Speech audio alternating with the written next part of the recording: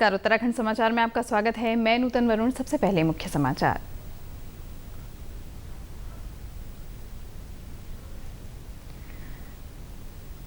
केंद्रीय सड़क परिवहन एवं राजमार्ग मंत्री नितिन गडकरी ने कहा, देश में लागू होगी व्हीकल स्क्रैपेज नीति।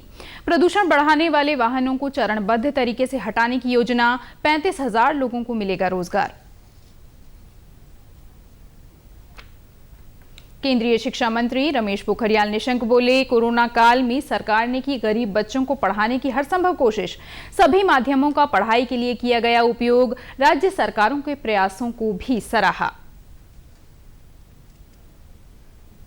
शिक्षा मंत्री अरविंद पांडे ने कहा, प्रदेश में जल्द लागू होगा फीस एक्ट।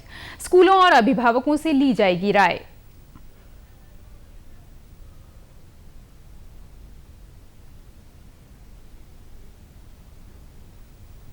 और टिहरी झील में कश्मीर की तर्ज पर चलेंगे शिकारा। कई रोमांचकारी खेलों की भी होगी सुविधा। पर्यटन और रोजगार के बढ़ेंगे अवसर। और अब समाचार विस्तार से। केंद्रीय सड़क परिवहन एवं राजमार्ग मंत्री नितिन गडकरी ने लोकसभा में व्हीकल स्क्रैपिंग नीति की घोषणा की। इसका उद्देश्य प्रदूषण फैलाने और खराब गुणवत्ता वाले वाहनों को चरणबद्ध तरीके से इस्तेमाल से हटाने की व्यवस्था तैयार करना है। उन्होंने कहा कि इससे वाहनों की ईंधन खपत और पर्यावरण प्रदूषण में कमी होगी। श्री गडकरी ने सदन को बताया कि व्हीकल स्क्रैपिंग नीति के लागू होने से देश में 10,000 करोड़ का निवेश होगा और 35,000 रोजगार सृजित होंगे। उन्होंने कहा कि इस योजना के तहत पुराने और खराब गुणवत्ता वाले वाहनों को पंजीकृत स्क्रैपिंग केंद्रों में जमा कराने वाले वाहन मालिकों को स्क्रैपिंग प्रमाण पत्र भी मिलेगा।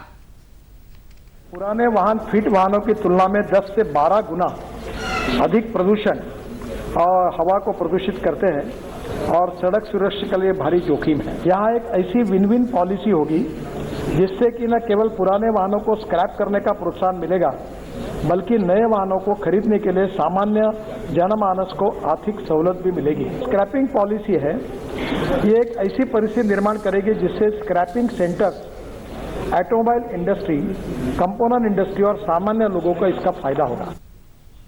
श्री गडकरी ने कहा कि खराब गुणवत्ता वाले या पंजीकरण का नवीनीकरण न कराने वाले निजी वाहनों की वैधता 20 साल के बाद खत्म कर दी जाएगी।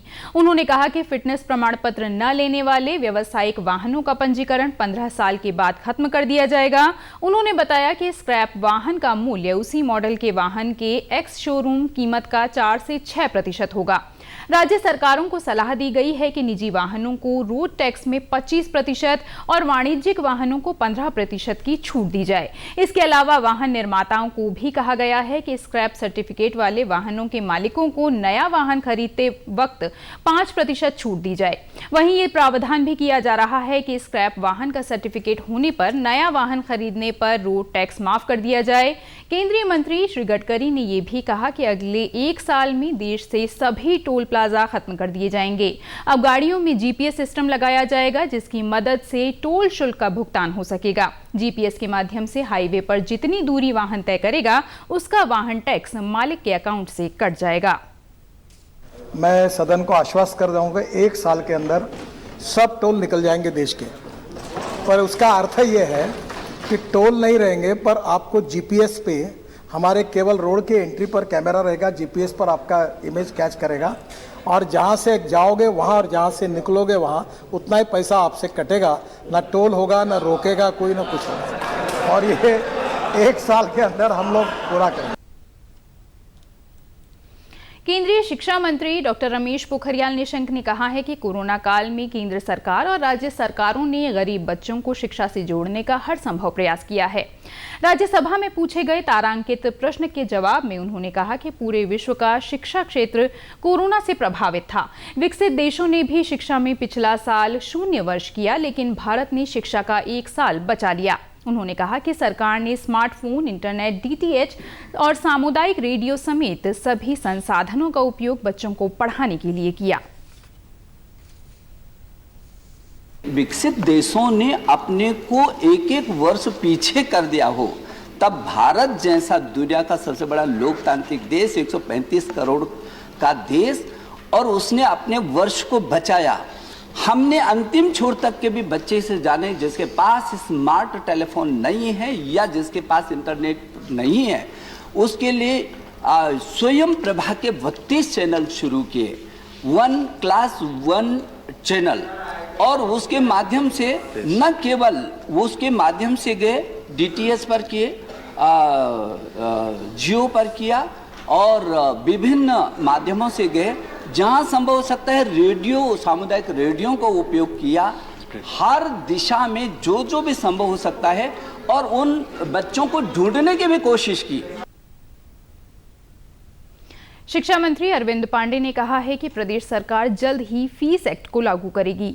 उन्होंने कहा कि स्कूलों में फीस को लेकर हमेशा से ही विवाद रहा है। ऐसे में सरकार की मंशा है कि जो स्कूल अपने छात्रों को जिस स्तर की शिक्षा दे रहे हैं उसी मुताबिक फीस भी ले सकते हैं।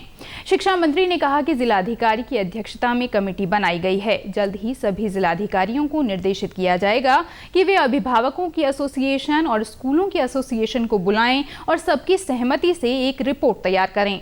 सभी की राय को ध्यान में रखते हुए फीस एक्ट बनाया जाएगा। सरकार जल्द ही इसे लागू भी करेगी।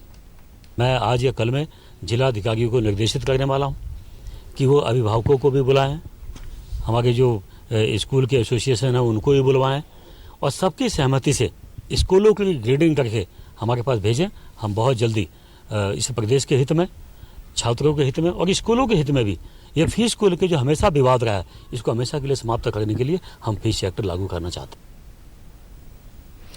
उधर रामनगर पहुंचे पेयजल मंत्री बिशन सिंह चुफाल ने कहा है कि प्रदेश सरकार की प्राथमिकता प्रति व्यक्ति को 55 लीटर पानी देना है। उन्होंने कहा कि इस महत्वाकांक्षी योजना को 2022 तक पूरा कर लिया जाएगा। उन्होंने कहा कि हर घर को नल की योजना के तहत अभी कनेक्शन दे दिए गए हैं, लेकिन पानी नहीं है। उन्होंने उम्मीद जताई कि अगले माह तक स्रोतों से पानी को टैंक तक पहुंचाया जाएगा। इसके बाद हर नल में पानी आएगा। हर व्यक्ति को 55 लीटर पानी मिलेगा प्रति व्यक्ति को। ये हमारी योजना लक्ष्य है प्रधानमंत्री जी का। ये इसको हम पूरा करेंगे 2022 में। जो आपने योजना बता रही है अधूरी है, इसको मैं देखूंगा, इसको ठीक करूंगा और इसमें किन कारणों से इसमें पानी नहीं मिल पा रहा है। बिल्कुल, अभी हमने केवल कनेक्शन दे रखे हैं। आपका इसी अगले महीने से जो आपका सीधे पाइप स्रोत से टैंक तक पानी पहुँचाएंगे। इस मौके पर उन्होंने कहा कि महत्वाकांक्षी रामनगर पेयजल योजना का लाभ जल्द ही क्षेत्रवासियों को मिलेगा। टिहरी झील में अब कश्मीर की तर्ज पर शिकारा बोट उतारने की तैयारी चल रही है। जिला प्रशासन ने इसके लिए निविदा प्रक्रिया शुरू कर दी है। झील देखने के लिए आने वाले पर्यटकों को शिकारा के अलावा क्रूज शिप, स्कूबा डाइविंग और पैरासेलिंग फ्लाई बोट की सुविधा भी मिलेगी। टिहरी पर्यटन विकास प्राधिकरण ने इन गतिविधियों को संचालित करने के लिए 31 मार्च तक आवेदन मांगे हैं। टिहरी झील में 2014 से बोटिंग शुरू हुई थी और वर्तमान में 100 से अधिक बोट्स का संचालन किया जा रहा है। टिहरी की जिलाधिकारी ईवा आशीष श्रीवास्तव ने कहा कि पर्यटन बढ़ने से स्थानीय लोगों को रोजगार भी मिलेगा। चाहे आपका हाउस बोट हो, चाहे वो पैरासेलिंग हो, चाहे वो क्रूज बोट हो, चाहे वो water roller, water zorbing, any activity, तो जो भी उसमें इंटरेस्टेड हैं, जो टिहरी झील में करना चाहते हैं, तो उनके लिए हमने एक मौका दिया है कि हमने उनसे मांगा है कि वो अपना यहाँ पर प्रपोजल दें। निविदा जारी हो गई है और इसमें बहुत जल्दी ही हम लोग इसमें ज़्यादा गतिविधियाँ टिहरी झील में करवा पाएंगे। गढ़वाल आयुक्त रविनाथ रमन कुंभ मेले की तैयारियों की मॉनिटरिंग के लिए हरिद्वार में कैंप कर रहे हैं। उन्होंने कुंभ के दौरान स्वच्छता पर जोर दिया है। श्री रमन ने अखाड़ों, हर की पैड़ी और अन्य इलाकों का निरीक्षण भी किया। उन्होंने अधिकारियों को लंबित कार्यों को समय पर पूरा करने के निर्देश दिए।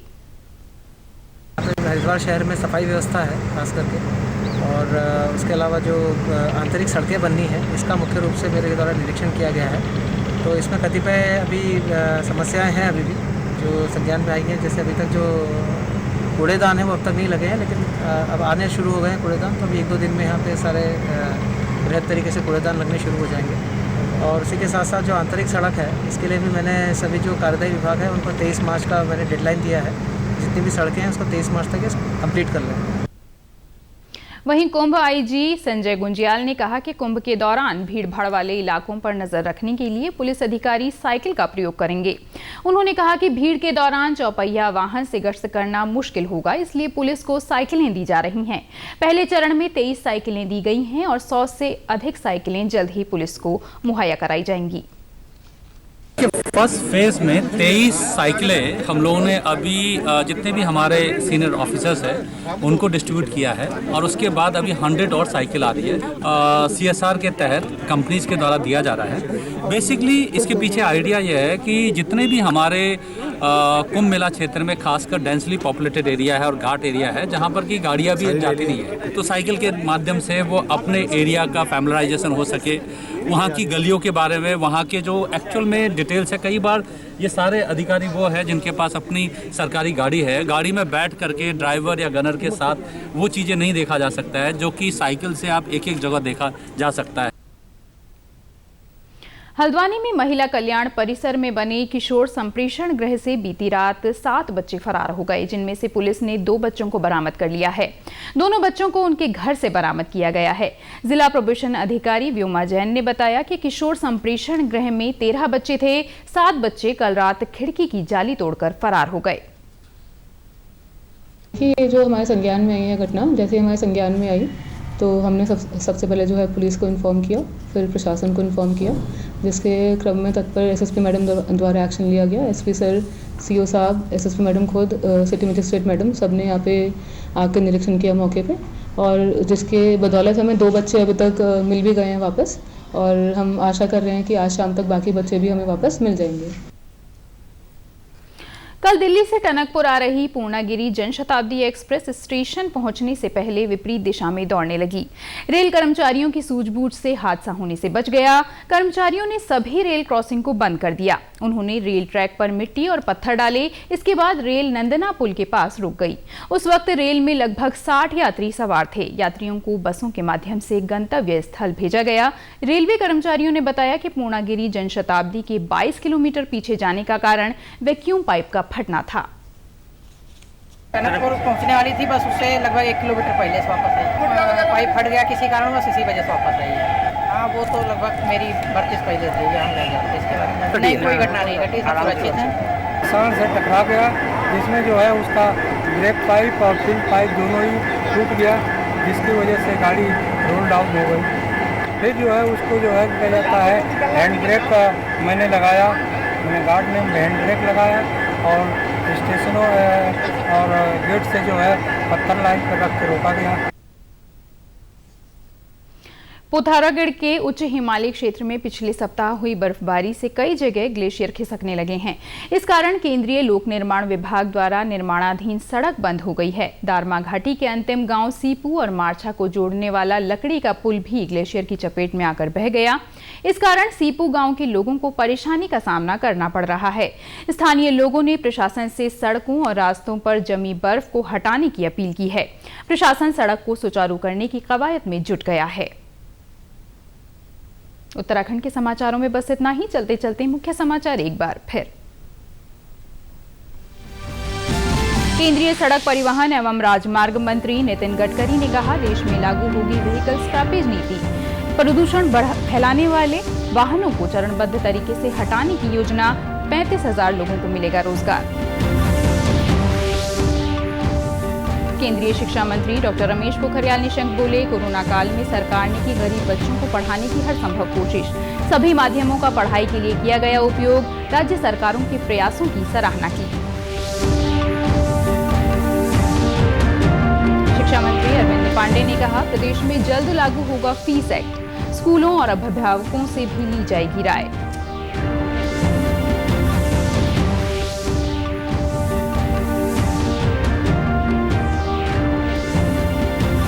और टिहरी झील में कश्मीर की तर्ज पर चलेंगे शिकारा। कई रोमांचकारी खेलों की भी होगी सुविधा। पर्यटन और रोजगार के बढ़ेंगे अवसर। उत्तराखंड की खबरों के लिए आप हमसे सोशल मीडिया के माध्यम से भी जुड़ सकते हैं। हमारा ट्विटर हैंडल है DDNews_देहरादून। हमारा फेसबुक पेज है DD न्यूज उत्तराखंड और हमारे YouTube channel DD news Uttarakhand को भी आप सब्सक्राइब कर सकते हैं। कोरोना संक्रमण से बचने के लिए मास्क का अनिवार्य रूप से और सही ढंग से प्रयोग करें।